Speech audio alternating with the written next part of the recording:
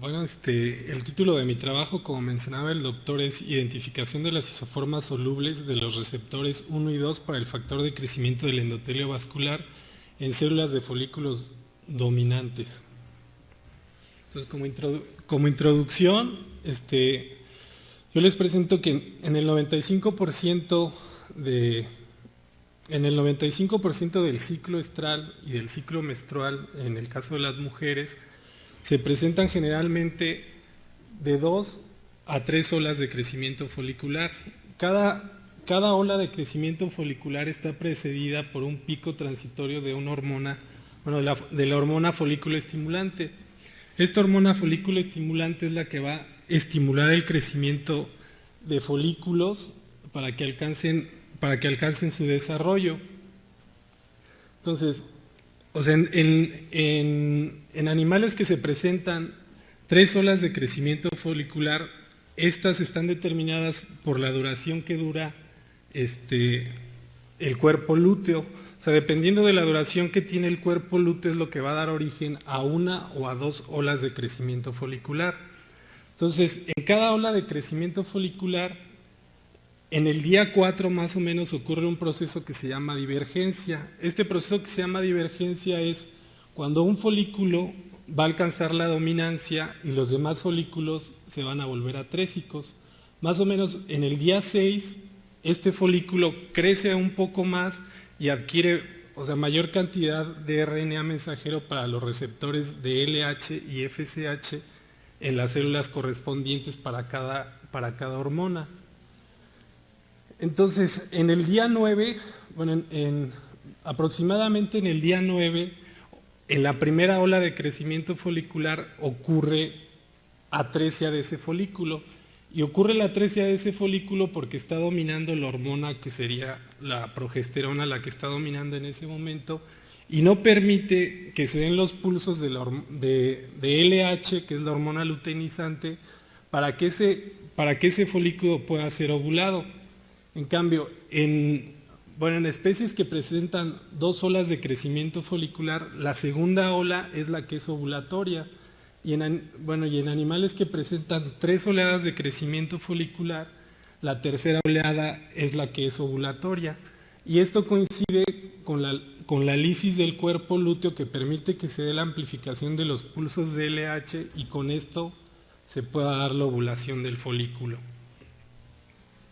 Entonces, diversos autores como Ferrara en el 2003, Rosales en el 2010, Shimizu y Greenaway, ellos comentan que una característica importante del folículo dominante, para que éste pueda alcanzar la dominancia, es la irrigación que tiene este folículo. Entonces, a medida que este folículo alcance una mayor irrigación, será mejor el aporte de oxígeno, de gonadotropinas y de factores de crecimiento. Y aquí en esta imagen les muestro lo que es un folículo dominante sano y un folículo dominante atrésico. Este folículo dominante atrésico podemos observar que la vascularización que tiene este folículo es nula. Entonces esto hace que no haya un aporte de oxígeno, de gonadotropinas y de algunos otros factores de crecimiento. Y por otro lado, Greenaway en el 2004 hace una contribución muy importante. Él menciona que las células de la teca externa, son las principales células que reciben la irrigación, aunque también llega a invadir la irrigación de ese folículo las células de la teca interna. Pero como la división entre las células de la teca y de la granulosa hay una membrana basamental, las células de la granulosa son avasculares. Sin embargo, la contribución que hace Greenaway es bastante importante, porque Greenaway encuentra la expresión del factor de crecimiento del endotelio vascular y de uno de sus receptores en células de la granulosa. Inicialmente se pensaba que la función que tenía este factor de crecimiento en las células de la granulosa era de forma paracrina para liberar el factor hacia células de la teca externa o teca interna. Y Greenaway encuentra en células de la granulosa un receptor y el factor de crecimiento del endotelio vascular.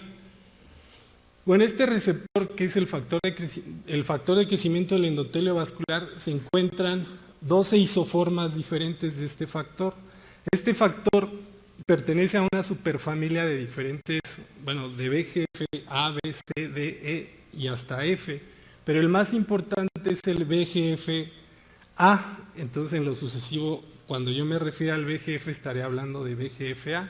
Bueno, y BGFA tiene 7 isoformas que corresponden a isoformas angiogénicas y 5 isoformas que son isoformas antiangiogénicas.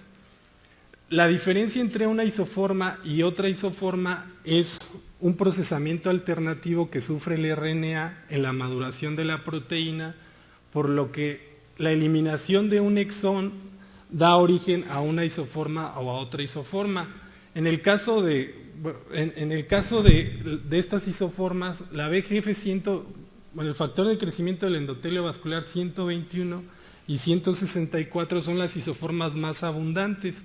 ¿Por qué son las más abundantes? Porque no se encuentran ligadas a la heparina. Entonces, todas las isoformas contienen del exón 1 al exón 5. En esos exones son totalmente similares todas las isoformas, las angiogénicas y las antiangiogénicas.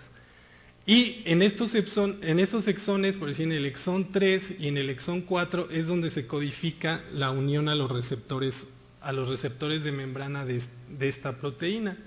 Entonces, aquí, dependiendo el tipo de exón que se elimine, es el origen que será para cada isoforma.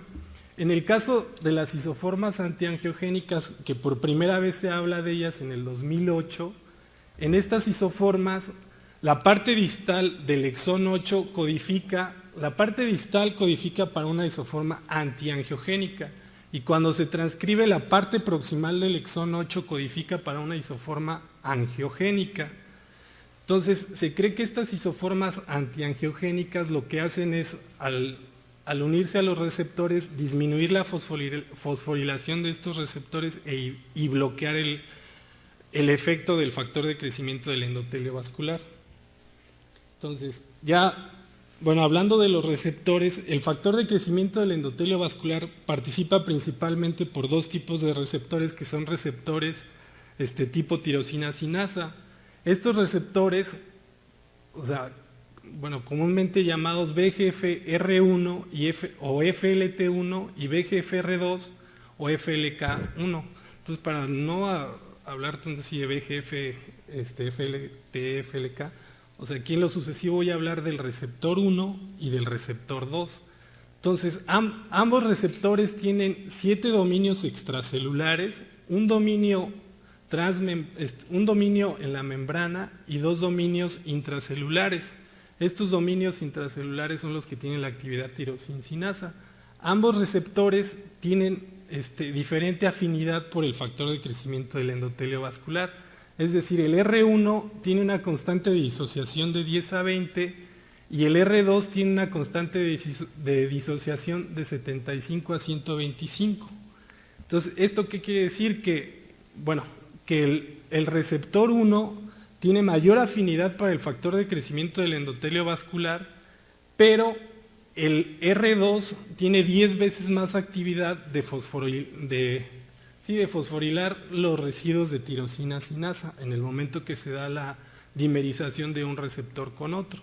Entonces aquí el receptor soluble, este receptor soluble se encuentra o se descubre en mujeres con preeclampsia. Las mujeres que presentaban preeclampsia estaban elevados el receptor, encuentran que está elevado en suero el receptor soluble. Me apuro. Entonces, la importancia del receptor soluble es que conserva los sitios de unión, los mismos sitios de unión que tienen los receptores completos. La gran diferencia es que no se encuentra adherido a la membrana y la función principal de este receptor es secuestrar el factor de crecimiento y no permitir que tenga su actividad biológica. Entonces, este receptor, como ya les comentaba, tiene 7 dominios extracelulares y está conformado desde el exón 1 hasta el exón 30. Y el receptor soluble solamente codifica hasta el exón 13. Entonces, el exón 13 se elimina y se transcribe parte del intrón como, parte del exón se transcribe como exón y después se forma la cola de poliadenilación en el receptor soluble, conservando los mismos sitios de unión a la proteína del factor de crecimiento. Entonces, aquí como podemos ver, el receptor soluble bloquea la actividad del factor de crecimiento del endotelio vascular. El receptor 1, digo, aquí hay mucha controversia, hay quienes dicen que el receptor 1 solamente sirve como señuelo para también secuestrar al factor de crecimiento, pero hay otros autores que mencionan que la vía que lleva este receptor es para dar permeabilidad vascular. En cambio, el receptor 2, en un inicio les comentaba que es el que tiene 10 veces más actividad de tirosina sinasa. Entonces, este puede llevar la vía de RAS para la proliferación, da señales de supervivencia y da señales de permeabilidad y de migración celular. La contribución que hace Greenaway, que les comentaba hace rato, es que él descubre al receptor 2 en células de la granulosa, y la vía de señalización que encuentra en estas células de la granulosa es esta. Entonces él dice que de alguna manera inhibe a las caspasas y le da supervivencia a esas células de la granulosa. Bueno, ya en resumen de todo lo que les comentaba, o sea, en el crecimiento folicular, el destino de todos los folículos, el destino de la gran mayoría de folículos es la atresia, y muy pocos van a alcanzar la ovulación. Y esto depende de un equilibrio totalmente entre todo este sistema, que son los receptores de membrana, los receptores solubles, el factor de crecimiento del endotelio vascular, angiogénico y antiangiogénico. Entonces, la hipótesis de mi trabajo de tesis fue que en un inicio, cuando les presentaba la primera diapositiva, yo les hablaba que en el ciclo, en el día 4 es cuando se da la divergencia de un folículo dominante, en el día 6 es un folículo dominante, y en el día 9 tengo un folículo dominante pero que se está volviendo atrésico para que surja la nueva ola de crecimiento folicular. Entonces mi hipótesis era que conforme avanzan los días de dominancia de ese folículo, disminuye la expresión del factor de crecimiento y aumenta los receptores solubles, de tal manera que cuando un folículo está atrésico, estos receptores solubles bloquean la actividad del factor de crecimiento del endotelio vascular. Bueno, el objetivo general de mi trabajo fue indagar la presencia del RNA mensajero de las formas solubles de R1 y R2 en células foliculares de bovinos. ¿Esto por qué? Porque nunca antes se había reportado en el caso de los bovinos estas isoformas solubles, bueno, en ningún animal de granja. Los objetivos particulares fue buscar la expresión del RNA mensajero del receptor soluble 1 y del receptor soluble 2 en células foliculares de bovino y comparar la secuencia de los receptores solubles 1 y soluble 2 del bovino con las reportadas en otras especies como el caso del humano, y conocer los cambios en el patrón de expresión del receptor soluble 1 y del receptor soluble 2 en folículos dominantes del día 4, día 6 del ciclo. Entonces, para hacer esto, llevamos a cabo una sincronización en los animales donde utilizamos un dispositivo intravaginal de progesterona durante 9 días, que se llama CIDER. En el día 9 en el día 7 aplicamos prostaglandina F2 alfa, en el día 9 retiramos el implante de progesterona, luego a las 24 horas aplicamos GnRH, y ese día lo consideramos como día 0, y el día 4, día 6, hicimos ovariectomía por vía vaginal en las vacas para obtener los folículos, para obtener el ovario y posteriormente hacer la disección de los folículos dominantes. Entonces, para eso, bueno, una vez que ya habíamos hecho, bueno, embebimos en parafina los ovarios y hacíamos cortes de 20 micras para obtener el RNA de ese tejido parafinado. Entonces, para esto diseñamos 2 juegos de primers, uno que daba un amplicón de 68 para el R1, para el soluble del receptor 1, un amplicón de 583 para llevar a cabo la secuenciación, y esto para hacer la parte semicuantitativa de los receptores como se expresaban a lo largo del ciclo. Y luego para el R2, para el soluble del receptor 2, hicimos un amplicón de 72 y uno de 68. Lo que ven en verde es parte del exón 12 del receptor, y lo que ven en azul es parte del intrón que se elimina en el receptor completo, pero se mantiene en el receptor soluble. Bueno, para hacer las RT-PCRs y ver la expresión del RNA, utilizamos un estuche comercial que se llama Superscript y seguimos todas las indicaciones del fabricante en el aparato, y estos fueron los ciclos y las condiciones en que se corrieron las muestras. Luego, una vez que teníamos ya identificadas nuestras bandas que correspondían a los amplicones que les comentaba anteriormente, corrimos geles de agarosa, se cortaron las bandas y se purificaron con este kit para identificar las bandas que a nosotros nos interesaban y posteriormente mandar a secuenciar. Entonces mandamos secuenciar en un secuenciador automático que sigue el método de Sange, y una vez, bueno, y ya con las secuencias, pues ya vimos o sea, qué parte del intrón era el que se estaba traduciendo en el caso de los bovinos. Y en el caso del tejido parafinado de las vacas que se les hizo la ovariectomía, hicimos cortes de 20 micras, las pusimos en laminillas, estas se metieron en un horno a 40 grados centígrados por 1 hora, y luego se hizo un tren de desparafinado, y para la extracción del RNA se utilizó este estuche comercial. Después se hizo una RT-PCR punto final de ambos receptores solubles y utilicé como gen constitutivo el 18S, que es, el gen constitutivo. Se corrió una electroforesis, después corrí geles, se corrieron en geles y se revisaron los geles en un transiluminador, que es esta marca, y con este software se hizo la densitometría de los genes.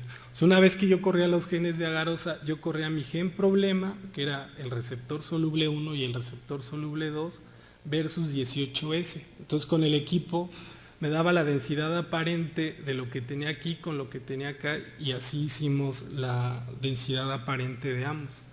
Los análisis estadísticos se corrieron con este paquete que es se hizo un análisis de ANOVA y con este software que es versión 12, y ya. Bueno, los resultados, en mis resultados de la secuencia, o sea, yo, en el caso aquí no había mucho de dónde partir, la mayor parte de datos que teníamos era en cuestión del humano. Entonces, en el humano se han descrito que el receptor soluble cuenta con una secuencia TTA en el exón 13. Esta secuencia TTA es un codón de paro. Esta secuencia también se conserva en el bovino, pero de alguna manera cuando se da origen a los receptores solubles, esta secuencia TTA, que es una secuencia de paro, no se lee y se sigue transcribiendo parte del intrón. Y bueno, aquí tengo las bandas que pertenecen al receptor soluble 1 y al receptor soluble 2, y todo lo que esté en negrito es parte, o sea, lo que esté en negritas es parte del intrón que se transcribe en el caso del receptor soluble del bovino. Lo que está en verde es parte del exón 12. Entonces, en el caso de este autor Hook y Roche en el 2004, ellos describen que en el intrón 13 hay diferentes señales de poliadenilación y diferentes señales canónicas que dan origen a los receptores solubles. Nosotros en este receptor soluble encontramos 4 señales de canonización y 2 señales variantes que pueden dar origen a estos receptores solubles. En el caso del receptor 1, y para el receptor soluble 2 encontramos uno en la posición 91 y otro en la 1396. Y esta es la proteína en el caso del bovino, en el humano y en el ratón. La parte que está subrayada es la parte que se codifica en el exón y los aminoácidos que corresponden a la proteína. Y bueno, ya aquí en mis resultados, los resultados son bastante interesantes, porque si recuerdan lo que les presentaba yo en la hipótesis, yo sugería que conforme avanzaba la dominancia de este folículo y se volvía trésico, los receptores solubles estarían aumentados de tal manera que estuvieran secuestrando al factor de crecimiento del endotelio vascular.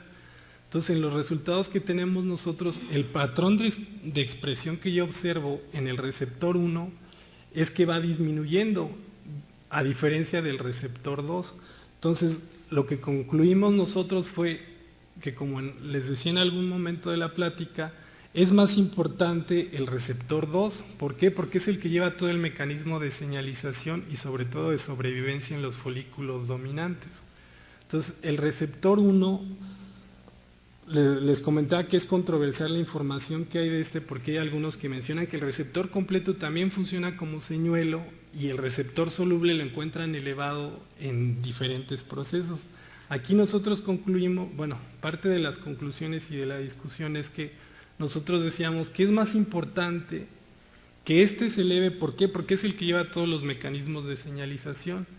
Y, bueno, y por otro lado, o sea, este receptor está estimulado, o la síntesis de este receptor, en algunos artículos mencionan que está regulada por la hipoxia. O sea, dependiendo del grado de hipoxia que hay en un tejido, es que se va a expresar más del receptor soluble 1. Y la síntesis del receptor soluble 2 está regulada por el mismo factor de crecimiento del endotelio vascular. Entonces, lo que sugeríamos nosotros es que al estar elevado no deja factor de crecimiento disponible, de tal manera que haga la síntesis del receptor 2. Entonces, cuando comienza a disminuir, empieza a aumentar la síntesis del receptor 2 y al mismo tiempo empieza a aumentar el receptor soluble 2. ¿Para qué? Para bloquear el estímulo del factor de crecimiento del endotelio vascular en las células de la granulosa. Y bueno, como conclusiones, los folículos dominantes del día 4, día 6 y día 9 en bovinos expresan RNA mensajero del receptor soluble 1 y del receptor soluble 2. Y el procesamiento alternativo del pre-RNA mensajero de los receptores 1 y 2 por un procesamiento en el extremo 3' y poliadenilación y 3' y poliadenilación alternativos para producir el receptor soluble 1 y el receptor soluble 2 ocurre en el bovino en el mismo sitio que en el caso del humano, que es en el intrón 13. Y el patrón de expresión del RNA mensajero del receptor soluble 1 y el receptor soluble 2 se modificó de acuerdo al día del ciclo en que se obtuvieron los folículos dominantes. Y bueno, y por último, los folículos del día 4 y día 6 tuvieron una alta expresión del RNA mensajero del receptor soluble 1 y una baja expresión del receptor soluble 2, en tanto que los folículos del día 9 del ciclo mostraron la más baja expresión del RNA mensajero del receptor soluble 1 y la más alta expresión del RNA mensajero para el receptor 2. Por lo tanto, por lo anterior se puede decir que la relación baja del RNA mensajero del receptor 1 y la alta expresión del receptor 2 ejerce un efecto atresiogénico en los folículos dominantes del bovino. Y bueno, eso sería todo por mi parte.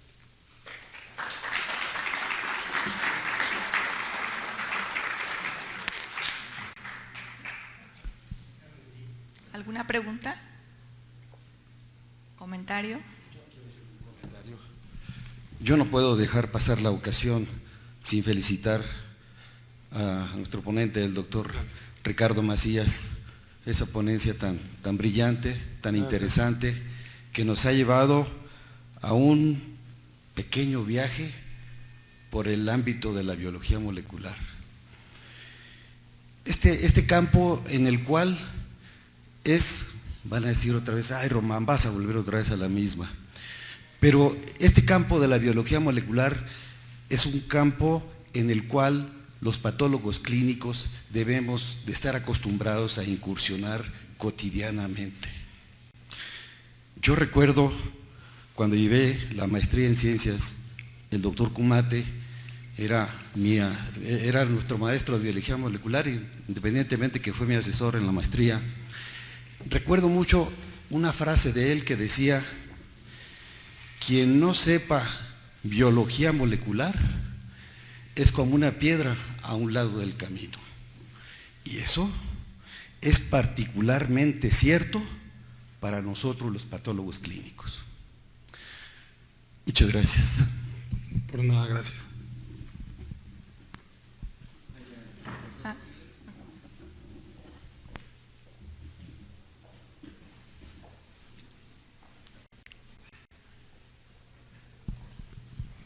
Gracias por esta oportunidad y por la visita a este lugar que para nosotros es un orgullo.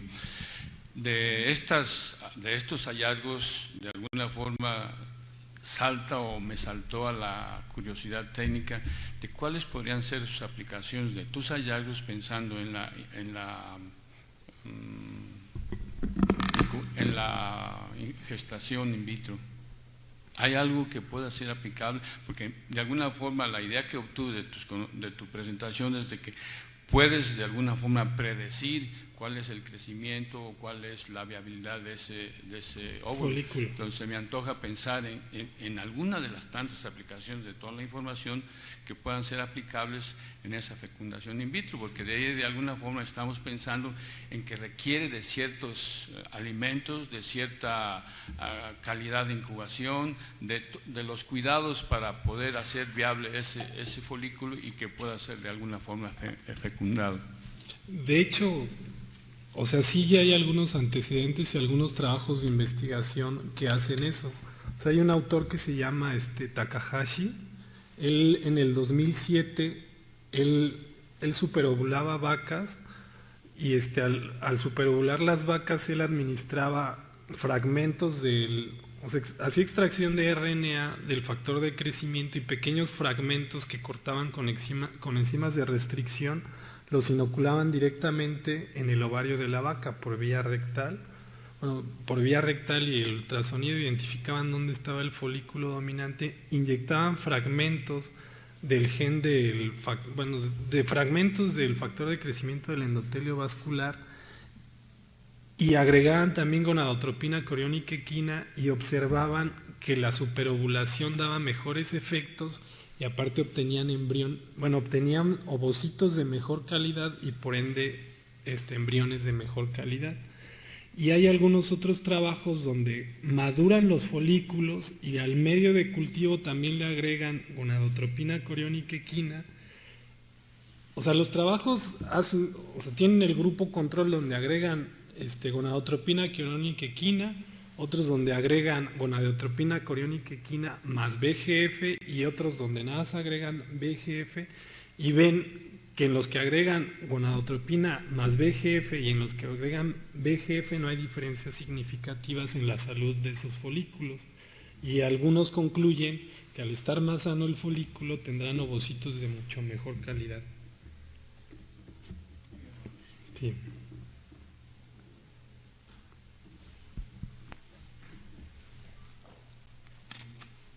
Gracias. Muchas gracias a todos.